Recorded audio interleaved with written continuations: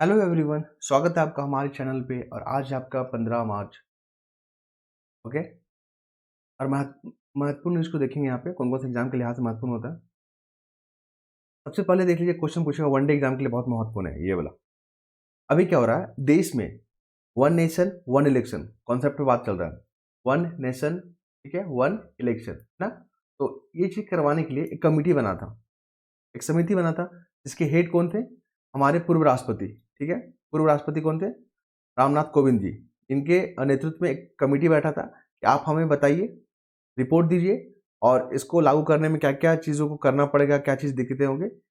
इस तमाम पहलू को यहाँ पर ध्यान दिया गया। ठीक है, तो आपको बता दें, पहला फैक्ट याद रखिएगा कि जो वन नेशन वन इलेक्शन को लेकर जो कमेटी में बैठा था, उनके जो हेड थे ये थे हमारे पूर्व राष्ट्रपति। ठीक, दूसरा फैक्ट देख लीजिए, मेंस आंसर राइटिंग में काम आएगा कि वन नेशन वन इलेक्शन करवाने से देश पे क्या प्रभाव पड़ेगा, इसके क्या फायदे हैं। तो आपको बता दें कि विकास जो प्रक्रिया होता है ना, और सामाजिक एकजुटता को बनाए रखने में महत्वपूर्ण जो है अदा करेगा। साथ ही लोकतांत्रिक जो परंपरा है उसको मजबूत करने में क्या करेगा, ये हमें फायदा या लाभ पहुंचाएगा। तो दो फैक्ट आप याद रखिएगा। मान लीजिए आपसे पूछेगा कि वन नेशन वन इलेक्शन के क्या फायदे हैं, तो आपको सामाजिक एकजुटता, विकास प्रक्रिया, लोकतांत्रिक परंपरा, ये तमाम अच्छी अच्छी बातें आपको लिखना होता है। ठीक है, जब क्रिटिसाइज करना होता है तो क्रिटिसाइज भी करेंगे, लेकिन सकारात्मक तरीके से। वाला फैक्ट याद रखिएगा, इंपॉर्टेंट है। ठीक, चलिए अब आइए सेकंड फैक्ट पे। यहाँ इलेक्शन कमीशन को, अभी आपको पता है इलेक्शन कमीशन में 3 मेंबर होते हैं। एक होते हैं चीफ कमिश्नर होते हैं और 2 अन्य मेंबर होते हैं। ठीक है, तो 2 मेंबर जो थे अन्य वाले वो रिटायर्ड हो गए, एक और दूसरे ने इस्तीफा दे दिया, पद खाली हो गया। अब भरना भी है क्योंकि अब आम इलेक्शन होने वाला है, तो हमको तो चाहिए ना। तो यहाँ पे क्या होगा, सुखविंदर सिंह संधू, ये वनडे एग्जाम के नाम याद रखिएगा, ज्ञानेश्वर सिंह, ये 2 हमारे क्या हो गए, चुनाव आयुक्त हो गए हमारे 2। ठीक है, आपको बता दें आर्टिकल 324 हमारा डील करता है इलेक्शन कमीशन से। ऐसा क्वेश्चन पूछता है यूपीएससी या पीसीएस एग्जाम में, इलेक्शन कमीशन कॉन्स्टिट्यूशनल बॉडी है या नॉन कॉन्स्टिट्यूशनल बॉडी है। ठीक है, तो आप याद रखिएगा कॉन्स्टिट्यूशनल बॉडी है। और उनको अपॉइंट कौन करता है, इनको अभी अपॉइंट कौन करेगा? इनको अपॉइंट करेंगे हमारे राष्ट्रपति जी। ठीक है, श्रीमती द्रौपदी मुर्मू जी यहाँ पे इनको अपॉइंट करेंगे। ठीक है, तो फिर ये जो दोनों बने ना, इनका नाम का सिफारिश कैसे हुआ, मैंने कल भी जिक्र किया था। एक कमेटी बैठता है प्रधानमंत्री के अध्यक्ष में, और एक कैबिनेट स्तर के मंत्री होते हैं, जिसमें इस बार जो है होम मिनिस्टर जो है ना, केंद्रीय होम मिनिस्टर अमित शाह जी ने यहाँ पे शिरकत किया है। साथ ही एक जो है लोकसभा के स्पीकर होते हैं, लोकसभा के अपोजिशन क्या होते हैं, लीडर होते हैं, वो शामिल थे। तो 3 लोगों का पैनल था, उनमें से जो है इन दोनों को सिलेक्ट कर लिया गया। ठीक है, चलिए आगे बढ़ते हैं। वनडे एग्जाम के लिहाज से क्या महत्वपूर्ण है, मैं यहाँ पे देख लेता हूँ। देख लिए, भारत का जो है ना यहाँ पे रैंकिंग देख लीजिए, 2021 में क्या रैंक था और 2022 में क्या रैंक था। 2022 में हम लोग बात कर रहे हैं HDI, ह्यूमन डेवलपमेंट इंडेक्स के बारे में, कई दफा एग्जाम में पूछा गया है। ठीक है, ह्यूमन डेवलपमेंट इंडेक्स तो निकालता कौन है? UNDP, United Nation Development Programme. देखिए ये वाला UNDP निकालता है। भारत को रैंकिंग इस वक्त कितना है? पहले 2021 में था आपका 135वें नंबर पे। ठीक है, अब कितना हो गया है? आपका हो गया है 134 नंबर पे 2022 का। तो ये 2 आंकड़ा याद रखिएगा, एग्जाम में पूछे जा सकते हैं। अभी यूपीपीएससी का होना है और 2 दिन के बाद आपका जेपीसी भी होना है। ठीक है, तो ये वाला 2021 का आंकड़ा पूछ सकता है। ठीक है, याद रखिएगा कितना रैंक है, 134 है। इसमें 3 मापदंड है, एक शिक्षा है, ठीक है, एक लाइफ एक्सपेक्टेंसी है और एक पर कैपिटा इनकम है। तो यहाँ पे 3 मापदंड को याद रखिएगा, महत्वपूर्ण है, आपको आने वाले एग्जाम में यहाँ से देखने को मिलेगा। चलिए आगे बढ़ते हैं। आज आर्टिकल में मुझे जो है पूरा डिटेलिंग करना पड़ गया, क्योंकि इसमें आर्टिकल महत्वपूर्ण खोजने में मुझे समय लग गया। और यहाँ पे याद रखेंगे, देखिए थोड़ा सा इला याद रखिएगा, ये महत्वपूर्ण है। गंगा यमुना के बीच भूमि पर दावा जताने के लिए आज क्या खारिज। क्वेश्चन यहाँ से नहीं पूछेगा। गंगा की सबसे सहायक नदी कौन है, सबसे लंबी सहायक नदी कौन है? यमुना। आप इन्हें याद रखिएगा। यमुना नदी के किनारे पे ही दिल्ली शहर बसा हुआ, ये भी याद रखिएगा, क्वेश्चन पूछा गया है। ठीक है, वनडे एग्जाम में स्टेट पीसीएस में पूछा गया। क्लियर है? और क्या बात करेंगे यहाँ पे, यमुना की जो सहायक नदी है चंबल नदी है, और केन बेतवा जो नदी है ना, वो भी आपका यमुना का ही सहायक नदी है, तो आपको याद रखना है। ठीक है, चलिए उसके बाद हम लोग आगे बढ़ेंगे तो हमें क्या देखने को मिलता है, और यहाँ पर देखने को मिलेगा विपक्ष को लेकर। यहाँ पे चलिए, ये आर्टिकल में जो है पारदर्शिता पे सवाल उठाया गया। अभी आपने देखा कि इलेक्शन कमीशन के जो दो नए मेंबर को इलेक्ट किया गया है, ठीक है, चुना गया है, तो उनके जो प्रक्रिया पे जो है यहाँ पे अधीर रंजन चौधरी जो कि अपोजिशन लीडर थे, उन्होंने सवाल उठाया कि मुझे एक दिन पहले जो है 212 लोगों का लिस्ट दिया जाता है, और मीटिंग जब बैठता है तो 10 मिनट पहले जो है 6 लोगों का मुझे लिस्ट दिया जाता है। तो इस तरह की प्रक्रिया को आप कैसे मतलब स्क्रूटनी किए, स्क्रीनिंग कैसे किया आप? 212 लोगों के जो है रिस्पॉन्सिबल पर्सन हैं, उन पर कोई भ्रष्टाचार नहीं है, वो अच्छे काम कर पाएंगे कि नहीं, आपने तुरंत कैसे सेलेक्ट कर लिए ये, ठीक है? तो इन तमाम प्रक्रियाओं पे यहाँ पर सवाल उठाए गए हैं, ठीक है? तो खैर ये जो आपको मेंस आंसर राइटिंग में देखने को मिलेगा कि लोकतंत्र को मजबूत करने के लिए जो है हमें लोकतांत्रिक प्रक्रिया को अपनाना होगा, ना कि हमें तानाशाही जैसे प्रक्रिया को अपनाना होगा। इस तरह के जो क्वेश्चन फ्रेम किए जा सकते हैं, आप यहाँ पे ध्यान रखेंगे, ठीक है? चलिए आगे मूव करेंगे तो हमें क्या देखने को मिलता है? यहाँ पर देखने को मिल रहा है गिरावट था सूचकांक, मतलब गिरावट का सूचकांक, मतलब शेयर मार्केट के बारे में बात की जा रहा है। क्वेश्चन यहाँ से नहीं पूछता, क्वेश्चन पूछेगा एफडीआई और एफआईआई में फर्क क्या, क्वेश्चन पूछा गया था यूपीएससी में। देखिए एफडीआई जो है ना परमानेंट नेचर का होता है, मतलब ये अस्थाई वाला होता है, ठीक है? आप यहाँ पे आप अस्थाई वाले जो यहाँ पे होता है। एफआईआई क्या होता है? वोलेटाइल नेचर का होता है, ये अस्थिर होता है। ये भी क्वेश्चन पूछा गया था। और एफडीआई जब आता है तो पैसा के साथ टेक्नोलॉजी भी लेके आता है, और यहाँ पे आप क्या करोगे, एक जो है एक पर्टिकुलर क्षेत्र में आप डेवलपमेंट का काम करोगे। लेकिन एफआईआई में क्या होता है, यहाँ से मनी सप्लाई जो है आपको मिल जाएगा, मतलब यहाँ से इन्वेस्टमेंट मिलेगा, आप उसको कई क्षेत्र में आप लगा सकते हो। एफआईआई एफडीआई आप इसे ध्यान रखेंगे, फुल फॉर्म भी याद रखिएगा, फॉरेन डायरेक्ट इन्वेस्टमेंट। और एफआईआई में क्या होता है, फॉरेन इन्वेस्टमेंट पोर्टफोलियो, एफआईपी भी बोलते हैं इसको, और एफआईआई भी बोलते हैं, फॉरेन इन्वेस्टमेंट इंस्टीट्यूशन, ठीक है? फुल फॉर्म याद रखिएगा, एग्जाम में पूछे जा सकते हैं।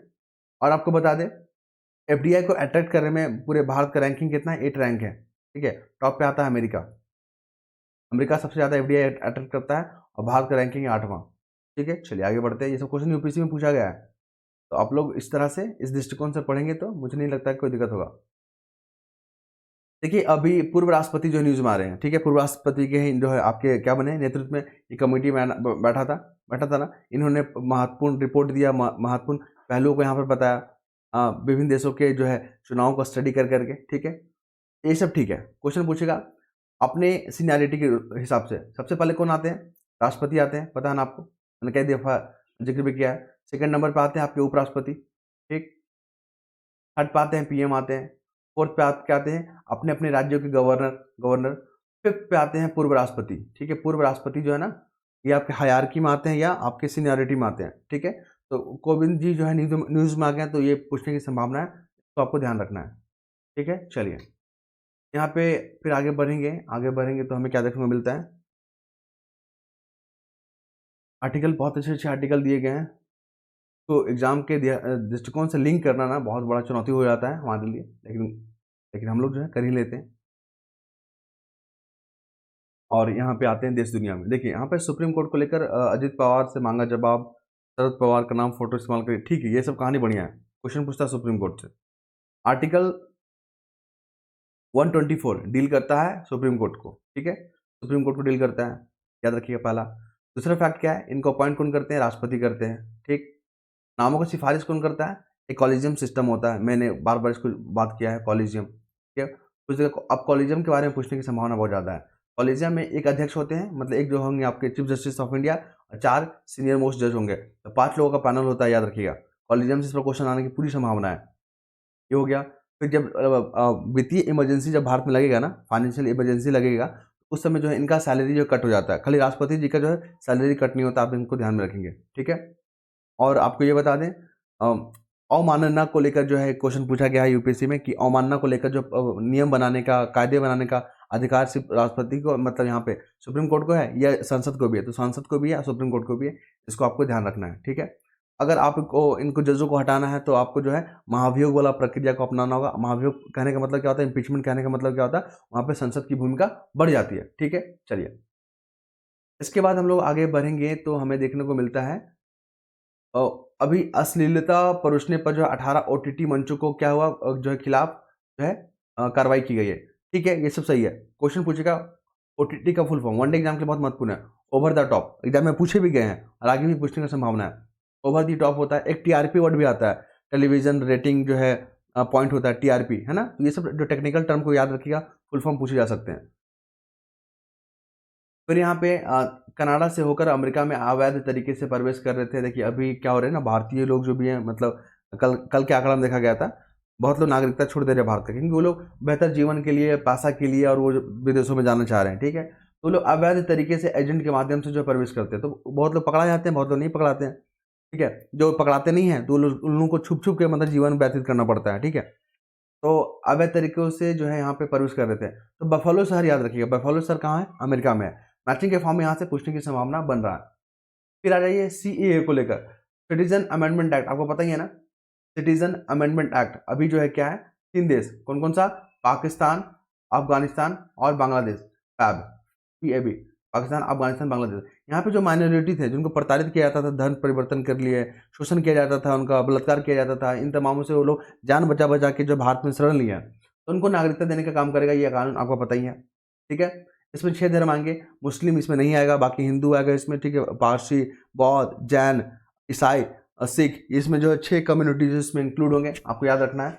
और आपको बता दें आर्टिकल जो है ना 2 से आर्टिकल 5 से 11 ये जो है सिटीजन को डील करता है, सिटीजन को डील करता है। ठीक है, और किस भाग में ये आता है तो आपको बता दें भाग 2 के अंतर्गत आता है। ठीक है, भाग 2 के अंतर्गत ये आता है।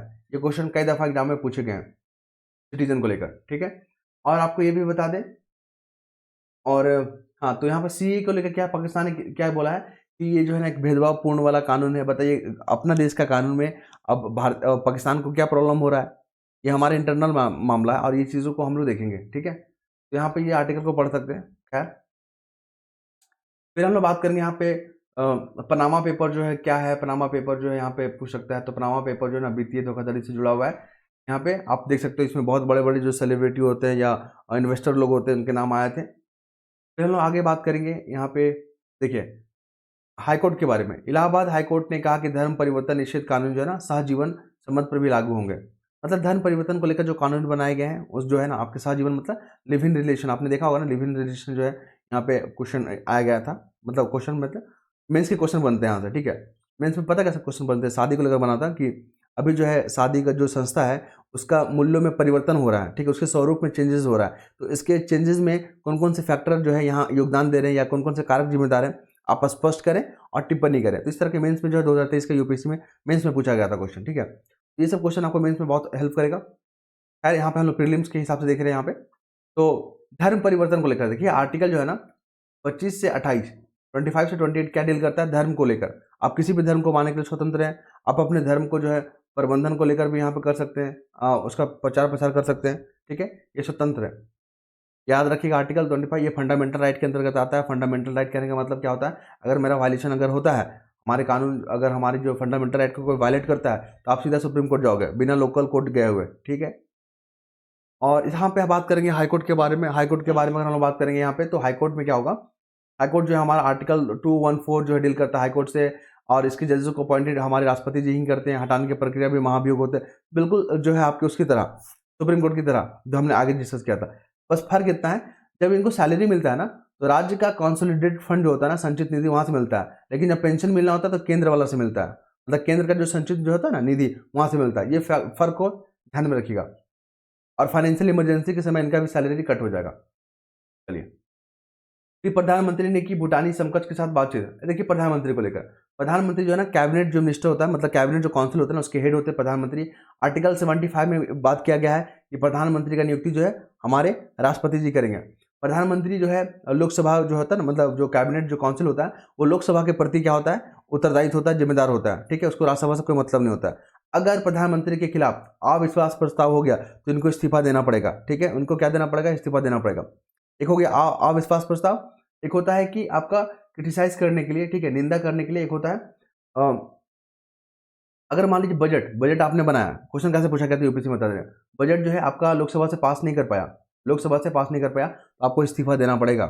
समझ रहे ना? तो ऐसा स्टेटमेंट बनाना पड़ता है। फिर हम लोग आगे बात करेंगे, तो सरकार जो है यहाँ पे बात करेंगे, यहाँ पे अगले मुद्दे पे बात करते हैं खनिज को लेकर। देखिए रॉयल्टी का वर्ड बहुत यूज में आ रहा है, रॉयल्टी, मैंने 5 दफा इसको कवर कर लिया है।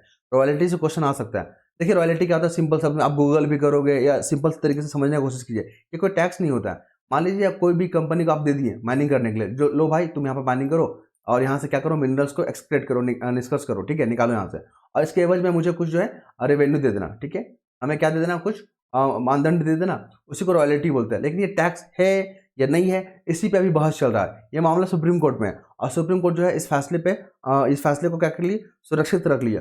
कुछ दिनों के बाद ये इस पे फैसला सुनाएगी कि क्या जो रॉयल्टी पे राज्य सरकार का हिस्सा है, राज्य सरकार टैक्स लगा सकती है। अगर लगाती है तो फिर इन्फ्लेशन बढ़ जाएगा, फिर एफडीआई को जो इफेक्ट करेगा, खनिज में जो एफडीआई का जो यहाँ पे नियम को लागू किया गया उसको प्रभावित करेगा।